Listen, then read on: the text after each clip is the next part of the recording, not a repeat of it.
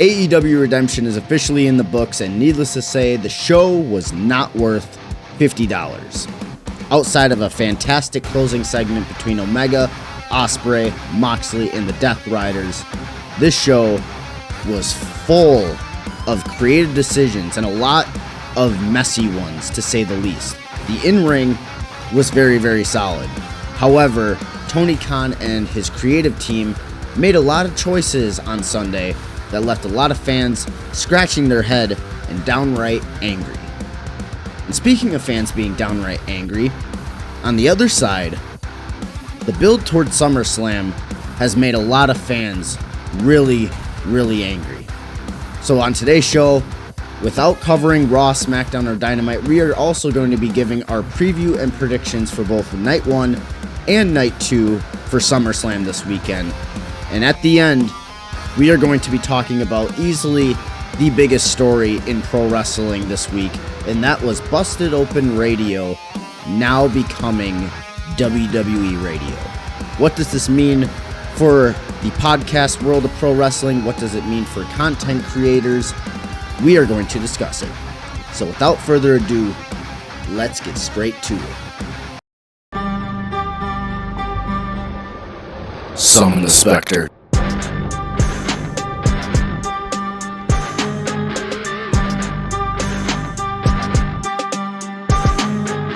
What's good, y'all? Welcome to episode 28 of the SpectreVerse Podcast.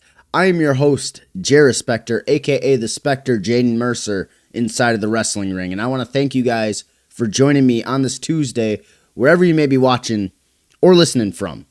Make sure you guys hit the subscribe button, turn on the bell for notifications, and follow all my social media. Links will be in the description down below. And let's go ahead and let's just start with what we got on Sunday with AEW Redemption.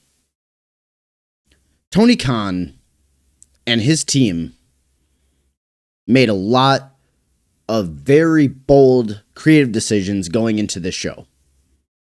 And I will be completely honest, I do not agree with any single decision that was made going into this pay-per-view. I do see the bigger appeal for Kenny Omega versus Will Ospreay at All In. I do see the bigger appeal because Kenny Omega, without any disrespect to MJF, the name Kenny Omega to a casual wrestling audience screams more than an MJF. It's not a knock on MJF in any way, shape, or form. I am speaking strictly from a business mindset of what is your biggest match that you can do right now on the pay-per-view. And what story has been told enough to garner enough attention from fans to be like, yep, I want to pay to either go to that show or I want to pay to see it. I personally wanted to see MJF versus Will Ospreay at All In. I said that on this show. But the fact that they pulled the trigger on Omega, not at this pay-per-view, but instead they did it at Beach Break, which was a special that Dynamite did, it made a lot of people question why. And the sad truth is that not only is there little to no information about it, there's a lot of lingering information about it. There's a lot of talks of MJF is injured. MJF was the one that wanted this. But if I were MJF, I'd be asking myself, why would I want to do that? Why would he purposefully tell Tony Khan, hey, I'm your top guy. I'm your world champion. I don't want to be holding the title going into your biggest show of the year. Like, when you say that out loud, if you were a wrestler in that position, would you say the same thing to your boss? Think about it. MJF, the youngest, fastest rising star in that company, hands down, and he is easily their top guy. Whether people want to agree or disagree, that might be a discussion for a different day. I could be completely off on that. But when you look at it from a number standpoint, from a captivation standpoint, anytime MJF is at the top, ratings go up, intrigue goes up, everything goes up. So the notion of people saying MJF did not want to go into Redemption as champion made me question, well, how legitimate can that be if your top star doesn't want to be world champion? Like something just doesn't seem right there. And now, granted, it could be a completely different situation. We have no idea. There's been literally no information thrown out about it. Could be a family emergency. Could be them going on a honeymoon. It could literally be, it could be anything. But until we know, we're just going to be left in the dark. And that's really all that we can kind of go off of. So I'm not going to spend any more time on it. I just hope that it's nothing bad and that, everybody is genuinely happy. But as far as the pay-per-view goes, from an in-ring standpoint, this pay-per-view, it was good from an in-ring standpoint. But from a creative standpoint, that's where the problems lie. It starts with MJF, but then there's even more questions. Where is Swerve Strickland? Where is Hangman Adam Page? Why is Kevin Knight getting the main event title match against Kenny Omega when he already has the TNT Championship? I personally, as a wrestler, am never a fan of champions wrestling each other for the sake of making a championship look lesser than. I've never understood it, and I don't think I ever will. There's a few instances where it does work. You scream back to John Cena versus CM Punk when they're both the WWE champion. But like I said, that's a different story. That's two of the same championship. Different. Or the unification matches between the heavyweight and the WWE. Like I said, same concept. They're both your top titles. Everybody knows the TNT title is down here. AEW title obviously is the top. Why are we having these two go at it? What are they fighting for? Other than, Kevin Knight wants to be a double champion. That's great and all. But once again, what sense does that make? You should be worrying about the championship that you're holding and trying to hang on to it as long as you can versus, oh yeah, I want to also get this championship at the exact same time. I don't know. Something about that just never sits right with me. On top of, like I said before, missing Swerve Strickland, no sign of Hangman Adam Page, no Brody King on this show. A lot of this show felt like either the coming out party of younger guys that have, been working day in and day out there. But now that begs the question, where's all the top stars? What is everybody else going to be doing going into All In? I don't know. Something about that just doesn't sit right with me. And considering things that don't sit right with me when it comes to this pay-per-view, the decision to put the AEW Women's Championship on Willow Nightingale instead of having Tekla, who has busted her ass day in and day out and has honestly made that Women's Championship must-see in a time where nobody was giving it a thought in their head. Why are we not letting Tekla walk into the biggest show of the year as champion to then have somebody else get crowned, whether it is Mercedes or Willow Nightingale? No knock on Willow or Mercedes, but that decision, whether it was from said wrestlers or not, that decision just doesn't sit right with me. Because, like I said, you are taking away from people that have held that title and that have busted their ass every single week, even on days where you're not doing TV. She made that title must-see. And the fact that we're throwing it on Willow, one, to have her be a Grand Slam champion in AEW for the women, the very first ever. If that was the story you were going to tell, at least do it at All In. Why do it at Redemption? Is it because Mercedes was the one to say, I want to wrestle Willow for the title? These are questions without answers. And then the really big bright spot of the entire pay-per-view, the ending that we got. The ending sequence between the Death Riders and Will Ospreay and Kenny Omega. That ending segment, honestly, brought me back to a time a couple of years ago when we were looking at Sami Zayn in the Bloodline, and he had to make a choice between being the honorary Uce or sticking up for his friend Kevin Owens. And I know AEW tried to replicate that in their own world. And is it as big as the Bloodline? Obviously not. But at least they tried to replicate it. And we're going to talk about that here right now. After the match, the Death Riders brutally attack Kenny Omega. But Will Ospreay is the one that comes in and makes the save. And Claudio is about to slam a chair onto Kenny Omega's neck. But Will Ospreay goes in there and stops him. Wheeler Yuta gives him a hug. Pretty much tells Claudio, hey, go do it. I got him distracted. And he shoves Wheeler Yuta and he clocks Claudio Castagnoli. He grabs that steel chair and he immediately starts swinging at every single Death Rider until Moxley's the one that slides in and tries to reason with Will Ospreay.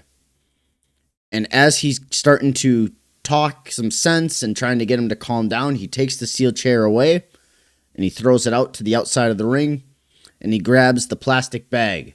The same plastic bag that we saw with Danielson when the Death Riders first became a thing and with Darby Allin. And now Will Ospreay is holding this bag and he has to make a decision on what does he do. Does he go with friendship or does he listen to Moxley and the Death Riders about showing no remorse going into All In? And as he's sitting there with this bag, he makes his decision. He rips the bag in half. He gives a big forearm to Jon Moxley to knock him out of the ring. And then that's where the rest of the Death Riders come charging in. And he shoves each and every single one of them out. And then he gives a nasty hidden blade to Pac as all the Death Riders are now scattering away. Kenny Omega then gets up. He sees what's going on. He shakes Will's hand.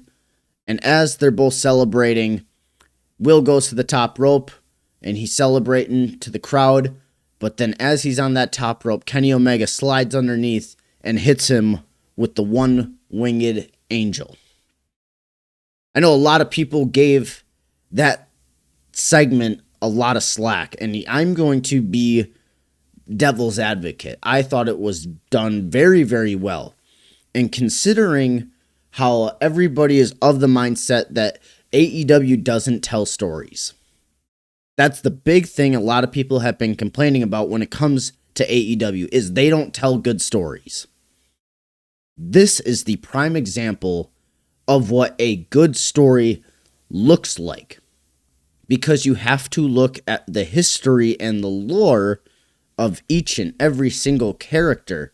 But for whatever fucking reason, a lot of the fans don't do that. They get just so in their head about they think their decision is right. And because they're not seeing it played out on television, they get angry and say they're not telling good stories. I was taking notes as I was watching it happen. And I wrote down a few things because at a couple points I had to stop taking notes and to go back and rewatch what was going on. And so here are the notes that I wrote down about the storyline, which I think makes it so good. And this is what I wrote down. Moxley warned Ospreay that Kenny would not hesitate to come after him because at this level, there are no friends. We've heard him say that time and time and time again. Let alone the world title is on the line. He didn't want to believe it, And that's exactly what happened. It's going to be fascinating to watch Ospreay's awakening, because I feel like that's what the next step of the storyline is going to be. On one side, there's Jon Moxley, the one who never betrayed him, who helped him when Will was at his lowest. He encouraged him, trained him, and pretty much told him the truth. And then on the other side, you have Kenny Omega, his best friend, his idol, and the person that realistically did not hesitate to throw their relationship to the side when it came to that world title, which is exactly what Jon Moxley was trying to tell him for weeks, almost months now. And then on top of that, during Will Ospreay's turn to the Death Riders, we see Jon Moxley stopping Claudio Castagnoli from going after him with a steel chair. Mox knows that it's a very long process, and that's why, in my personal opinion, I feel like Mox is not going to hold this stunt that Ospreay did against him, but rather demand that he needs to pull himself together and to finally see the truth and to prove that he has that killer instinct and that he didn't give him that badge for nothing. And honestly, I think within the next couple of weeks, we are going to see Will Ospreay full out viciously attacking Kenny Omega without a single ounce of remorse and no emotion shown. In any case, I do feel like the storyline has just taken a turn, and we're finally getting to see that edge that we've all been waiting for. And the rest, I feel like, is going to be absolutely incredible. And I could be completely wrong with everything I just said. That's the cool part about it. They can go a multitude of directions here. They could have Kenny Omega be the heel going into this versus Will Ospreay, instead of it being flip-flopped. They could have Omega be the heel, and he could be the one that is constantly doing all these things, and Will, even if Moxley decides to not hold it against him, Will can be the ultimate underdog, and this is where the Death Riders really show the babyface tendencies that they have. And once Will eventually achieves that, then that's where we can maybe get the turn of Moxley either just being fully just accepting of Will Ospreay, or we could see the turn of Jon Moxley and the Death Riders to be like, oh, just kidding. You know what? We taught you how to get to the top, and now we're just going to take it right from you. Which I don't think that would make a lot of fans very happy, but that is a route that they could go if they truly wanted to go that way. So either way, that segment was the only segment on that show that really felt captivating and was honestly the best part of the show. And I'm glad they at least saved it for last. And like I said, it has nothing to do with the in-ring stuff. The in-ring stuff is always going to be solid. And I'm just going to rattle off the card here real quick. We had a 6-way ladder match for the International Championship. It was the number one contender for the championship. It was Speedball Mike Bailey, Jungle Jack Perry, El Clone, Beast Mortos, Nick Wayne, and Commander. And they ended up giving it to Speedball Mike Bailey. I feel like that was the right choice. It was the hometown kid. And honestly, he has been killing it ever since coming over to AEW, which was a shock that I don't think a lot of people were actually expecting. And I'm very, very happy to see that Speedball is getting the credit and the accomplishment of just being the absolute dog that he is. Tag team match, we saw the Young Bucks versus Mox and Ospreay, and the Bucks ended up winning because of Will Ospreay's hesitation towards Kenny Omega's friends and who he also deems as friends. Because he hesitated, they ended up taking the loss, which during the show aggravated Jon Moxley because he's just like, at the end of the day, this is just a regular tag match. We'll be fine. But what about come all in? You cannot hesitate at all in. And that's the thing that he's been preaching about. AEW International Championship, we had Kyle Fletcher versus Bandito. This match was fucking awesome. Highly recommend you go watch it. Kyle Fletcher ended up retaining the championship. Either way, the match was so fucking good. Anytime Kyle Fletcher is in a ring, anytime Bandito is in a ring, it's a can't miss match. We had a double chain match. We had the Dogs, David Finlay and Clark Connors versus Jay White and Juice Robinson, the Bang Bang Gang. And the Dogs ended up beating Jay White and Juice Robinson. Which there was a spot during that match where Jay White was this close to breaking his neck and his career pretty much being over. And which would have really, really, really been just fucking downright aggravating if that was the case. AEW TBS Championship, this was a shocker. And the shocker was Maya World ended up becoming the new TBS champion over Hikaru Shida, which it's just like Shida just won the title. And now we're hot potatoing it over to Maya World, which granted, she's been killing it. And I appreciate the fact that they're willing to be like, hey, you've been on a roll. Here you go. You deserve this for all the hard work you've done. That part I appreciate. I just don't appreciate the hot potatoing of the championship. And then also going back to the tag match between the Bucks and the Death Riders, I'm not a fan of no selling. There was a sequence in that match that, although it looks super, super cool, there was no selling. No, you could have easily just taken 2 or 3 seconds to still sell after you take a move. That's the one thing about that match that just really grinded my gears. AEW World Tag Team Championship match, we had Cope and Christian versus the Death Riders, Pac and Claudio Castagnoli, which Cope and Christian ended up retaining.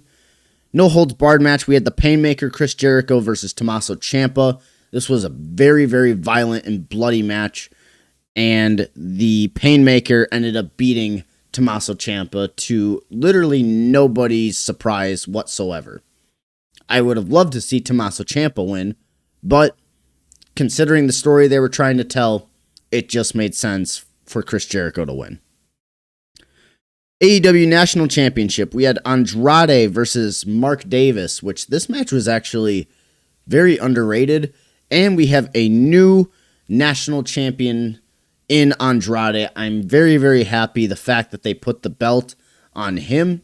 He has gotten the How You Know over, and it's so, so good. And that's not even touching on the fact that he is arguably one of the best wrestlers on the planet right now. So I'm very, very glad that he finally got to see his day. Granted, is it the top of the mountain? No. But I'm glad he at least is getting rewarded for how great he is. Talked about this before. The World Championship for the women. I hate the fact that Tekla is not walking into All In as champion. But my guess is that it had something to do with the politicking of Mercedes Moné. That might be just a bold take, and I could be completely wrong. I don't want to, flat out say that's what it was, because Lord knows. But it just sucks, because now we're begging the question, what are we doing with Tekla going into All In? Is she going to even be on the show? It would be pretty stupid to not book. It would be pretty stupid to not book her. But either way. And then we had our main event. We had Kevin Knight versus Kenny Omega for the AEW Championship. Kevin Knight is fantastic. He's very, very good. But now he needs more substance with his character. We know he can go in the ring. We know what he's capable of. Obviously, he's all right at talking. He's not the worst talker in the world. But he needs a character, and he needs to build on that. He needs more of that. We don't need to just see how great he is in the ring. And that's not what makes pro wrestling so great. It's the characters that we are seeing being played out. That was my big gripe about that whole situation. And obviously on top of what we talked about in the beginning with the MJF situation, it just begs a lot of questions going into All In. And I hope that Tony Khan listens to the criticism and he listens to all the things that the fans are saying. And I hope for a fact that when it comes to these pay-per-views, although you're starting an hour early, you still almost gave us 5 hours of wrestling. 5 hours. And a lot of these matches, honestly, should have not even been on the show. We could have done with at least 7 matches, not 10. So I hope he listens to the criticisms. And I will say I am excited to see what the main event build from now till All In looks like. But it just begs way more questions than answers. And it's a lot of questions that aren't of discussion. It's more of, why didn't we do this? Where is this person? What is this person doing going into All In? So I hope those questions eventually get answers. Switching gears, let's talk SummerSlam. SummerSlam is this Saturday and this Sunday out of Minneapolis, and we are going to start with Night 1. They officially announced Night 1 and Night 2's card yesterday. So, without further ado, let's go ahead and let's talk about SummerSlam. We've said this on this show time and time and time again. SummerSlam this year feels like the most underwhelming build going into your second biggest show of the year. It feels like WWE has very much let off the gas pretty much before May even ended. They pretty much let off the gas and they just were expecting, hey, it's SummerSlam, people are going to show up.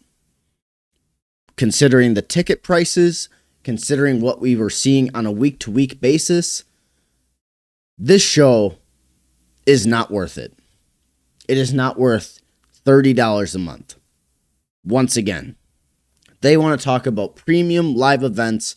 This card for both nights does not feel premium. Not even in the slightest. And it sucks as a wrestler watching this stuff, being like, yes, I love this stuff.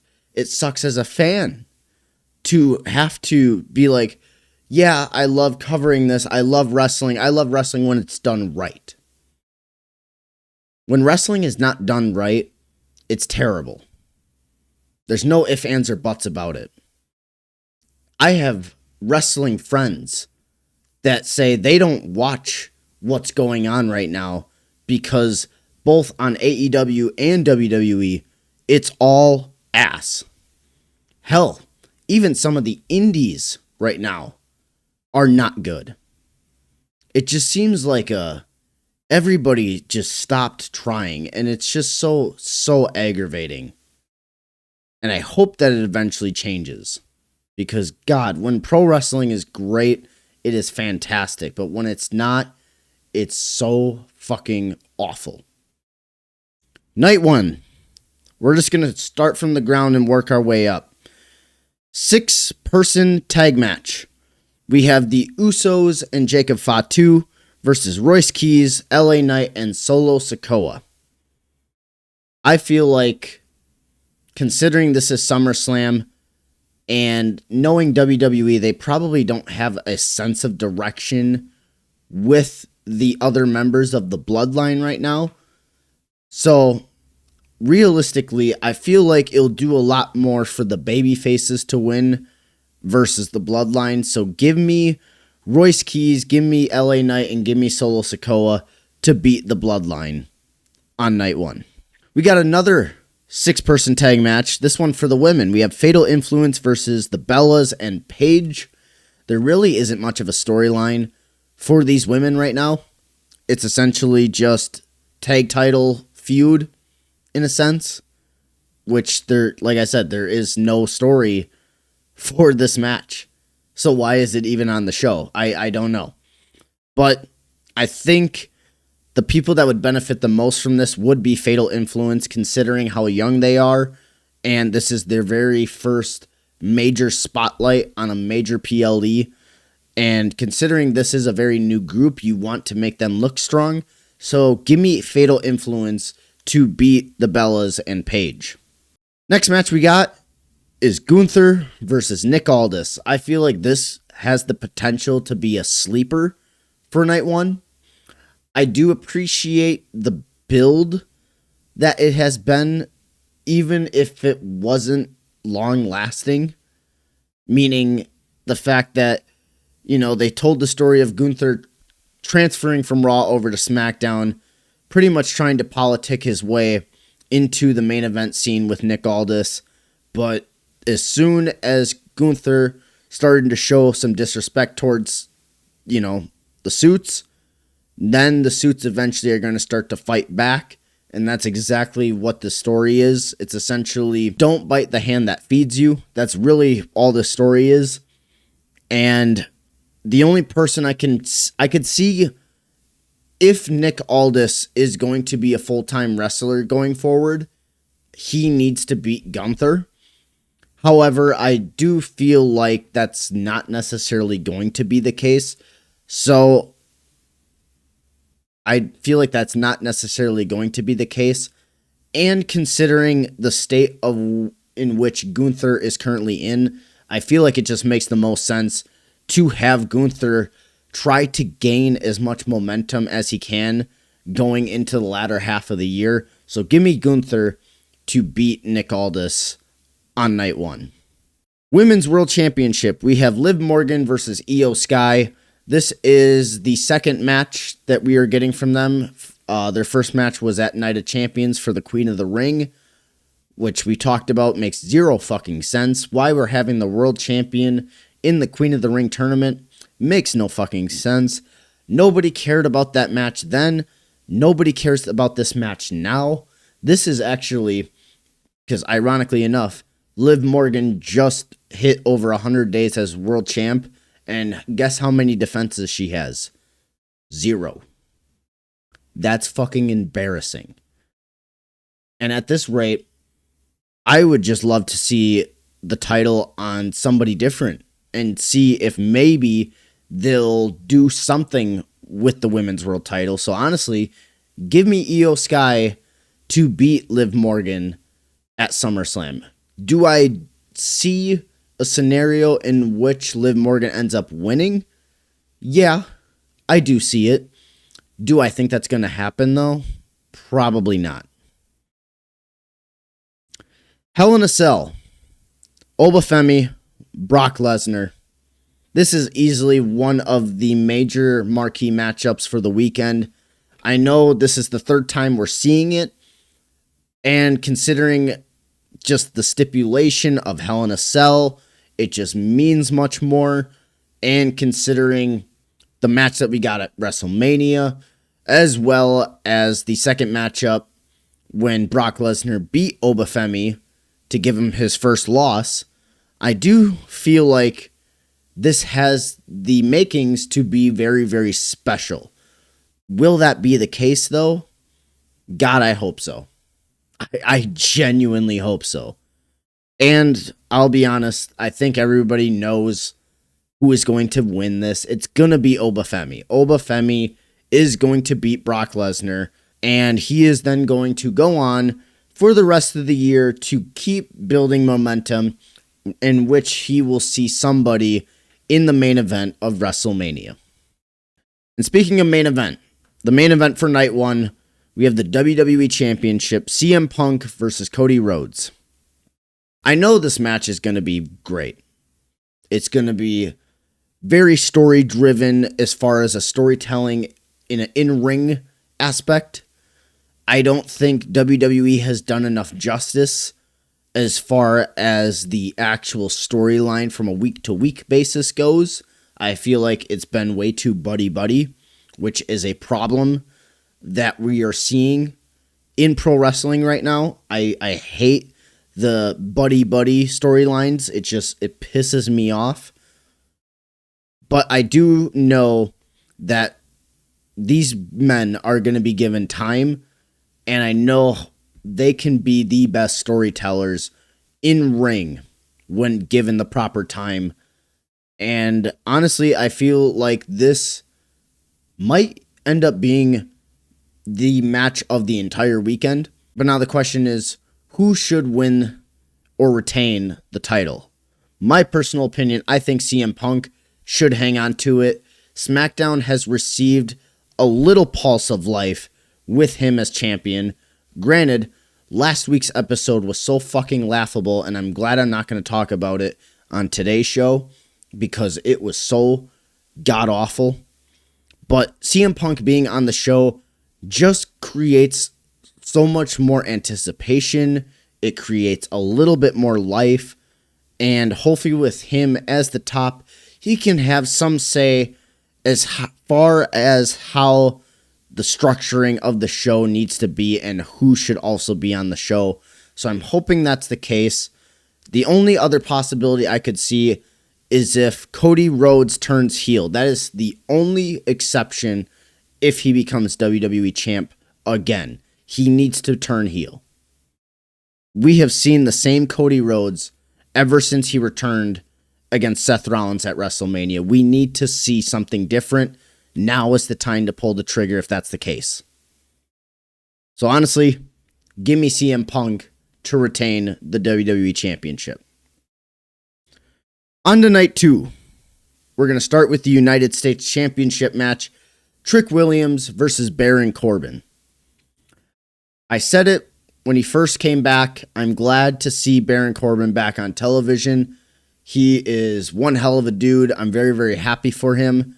And Trick Williams is a great person to be in the ring with. He is still catching fire slowly but surely, and he's getting better each and every single time he goes out there. I will say, I feel awful for the fact that Carmelo Hayes, once again, is snubbed off of a major PLE. Once again, absolutely snubbed, and it pisses me off, because why won't they have the true in-ring talent show that on the biggest stage that you got? It just doesn't make any sense to me. Who should win this? Realistically, it's a toss-up. You could go either way.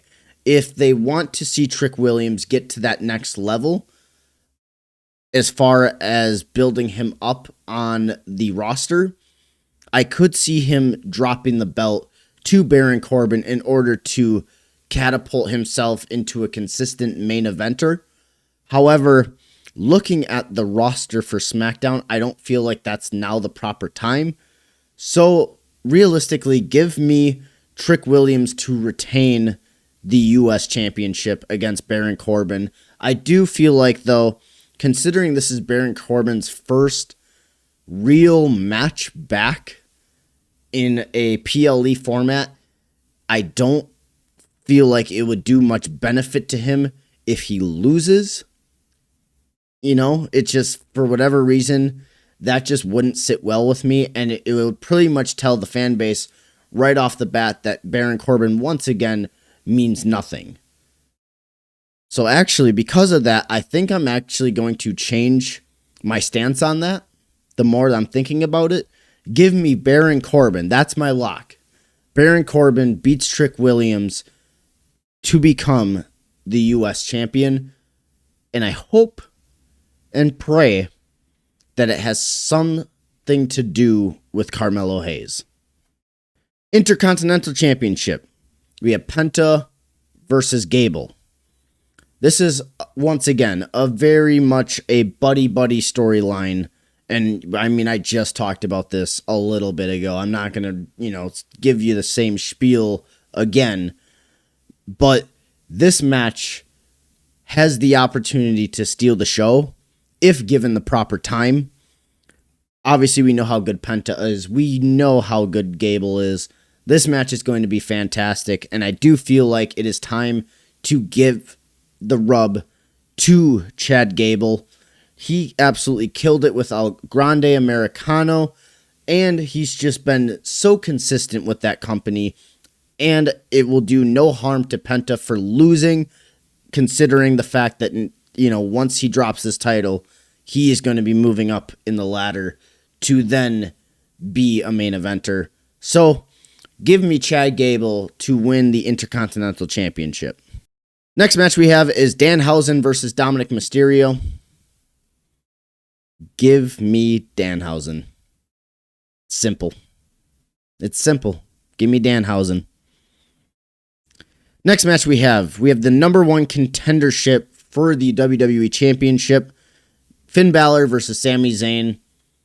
Although this match is going to be fantastic, if given the proper time, I just feel like Finn Balor doesn't have enough going for him at the current state right now to warrant a WWE Championship match. I feel like Sami Zayn's story fits the mold better, and because of that, I'm going to give my prediction to Sami Zayn to beat Finn Balor. I do appreciate seeing Finn in this role because I do feel like he is best when he is given a proper direction. I just don't feel like right now is the proper time to get him into that fold. I could be completely wrong with that, but considering what the story is being played out on television, it just makes more sense for Sami versus Finn. I do want to see Finn at that point, though. Next match we have is an interim Women's World Championship ladder match. It's a 5-women ladder match. We have Charlotte Flair, Jade Cargill, Tiffany Stratton, Chelsea Green, and either Lash Legend or Julia. I realistically feel like it's going to end up being Lash Legend in there. Who should walk out as the interim women's champion? I would love to see somebody like a Lash Legend win. Hell, I would love to see a Chelsea Green win. But this is WWE. Let's be realistic. It's going to be either Jade Cargill or it's going to be Charlotte Flair. And considering that Rhea is going to be out for some time, I feel like it would be smart to just put the title on Charlotte Flair. She's the only one that consistently screams hey, this is our top star. But like I said, I would love to see Chelsea Green get her day. And I would also love to see Tiffany back at that point, but she is the women's U.S. champion, so it just doesn't make sense for her at this point in time. So give me my lock. Give me Charlotte Flair to become the interim women's champion. And then the main event of night 2, Roman Reigns, Seth Rollins, World Heavyweight Championship. This one I think is actually very, very easy considering what people want to think or the agenda and the narrative they want to push. I feel like Roman Reigns is going to retain the World Heavyweight Championship. There has been very little new storytelling as far as this match goes. I'll be completely honest. But for whatever reason, I feel like Roman Reigns is going to end up winning and retaining the World Heavyweight Championship. And that's what's going to do it for SummerSlam. Other than that, like I said before, the build for this show has been absolutely lackluster. It has been creative garbage left and right, and it's absolutely disgusting. And before we wrap things up, I do want to talk about the major talking point from this past week, and that was Busted Open Radio becoming WWE Radio. Essentially what this means is WWE bought out Busted Open Radio that is on SiriusXM. So if you're a fan of Busted Open Radio, I do listen to them here and there.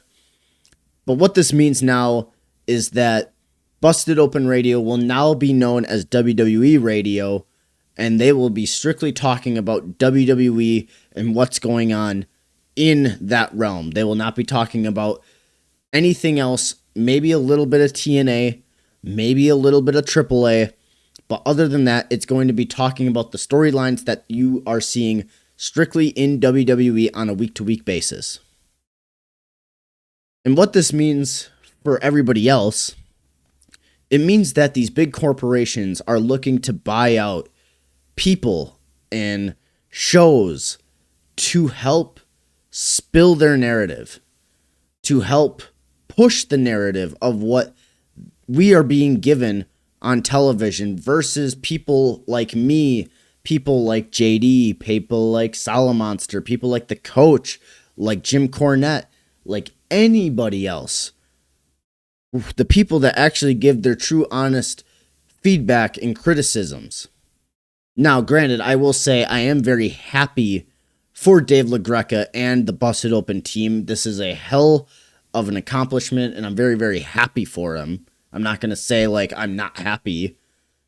But the truth is now, there is a void in the pro wrestling landscape as far as people being honest.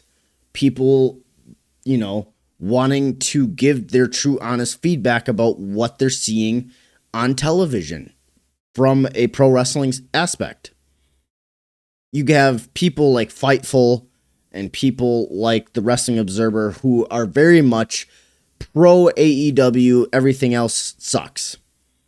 And then now you got it on the other side with Busted Open Radio, who will strictly be talking WWE going forward. There's only a few true pro wrestling content creators out there now with a big enough fan base. Granted, I am not one of them. I have only been doing this for about 7 months. And I don't post consistently enough to say that, oh yeah, I'm a true content creator. No, this is just the start. Eventually, once my career is said and done, I will be doing this consistently at a full-time pace versus a once a week. But because I am still also pursuing my pro wrestling career as that eventually will start winding down, this is what I will be then doing. So this is just a head start for me versus, the people that actually do this as their full-time job. Eventually, I want to get to that point, but I'm not there. But there's only a few select people left out there that truly give their honest feedback and criticisms about AEW and WWE, whether it's good, bad, or indifferent. Sometimes it's right, sometimes it's not. Sometimes people's opinions are going to be different, and that's okay. As long as there is a true justification for that feeling, that's what creates great discussion. And it's funny, I actually, when JD first broke the news, when he created his video on the Busted Open thing, I actually left a comment. And that comment was saying, you know how unique it would be, because I am a big JD from NY fan. I wouldn't say I'm like a huge diehard, but I do listen to him quite a bit. He was partially the biggest influence for me about wanting to start the SpectreVerse. I'm going to be completely honest. So when he was talking about it, he very much was just like, his long-term goal was eventually joining the Busted Open team. Obviously, that's not going to happen now. But I reached out and I left a comment and I said, you know how unique and fun it would be to then just create your own? And I said, think about it. Instead of having like an off the script, because that's the name of his podcast, what if you had an off the script network? And now you can bring on a bunch of different people, guys like Jesse, guys like the Salamonster, guys like, hell, even little old me. And then have your own network to eventually become as big, if not bigger, than Busted Open. Now, I don't necessarily see that happening at all, but I just wanted to throw that idea out to him, and he actually hearted the comment, which was a huge thing for me, which I appreciated. So yes, am I happy for Busted Open? Absolutely. But this now means that there is less and less true, honest content creators talking pro wrestling. The only difference between me and everybody else is I actually wrestle. I know what it's like to be in the ring. I know what it's like to experience these things. I still am experiencing them. And that's what makes me different. But that's what's going to do it for today's episode. I hope you guys really enjoyed it. If you did, please leave a like, leave a comment. What are your thoughts and opinions on Redemption? What are your predictions for SummerSlam? Please let me know down in the comments below. And make sure you guys follow me on all social media platforms, Twitter, Facebook, Instagram, at JariSpectre. And then also make sure you guys go subscribe, not just to this channel, but to my gaming channel. That is at JariSpectre Live. You guys can also follow the SpectreVerse page on Facebook as well. And that is at the SpectreVerse. Anytime I upload my weekly pro wrestling podcast, it goes right there first. As well as anytime I go live playing video games, it will be seen there first. And until episode 29, where we review SummerSlam and everything else that happens in pro wrestling, we will see each and every single one of you next time. Peace out. Summon the Spectre.